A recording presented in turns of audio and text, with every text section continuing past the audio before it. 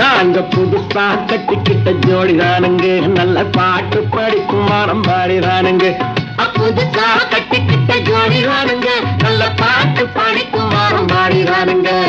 டமுக்கடி பண்டியாளோ டமுக்கடி பங்காயாளோ, டமுக்கடி பண்டியாளோ டமுக்கடி பங்காயாளோ. ஏ சிங்கி ஏ சிங்கா ஏ சிங்கி ஏ சிங்கா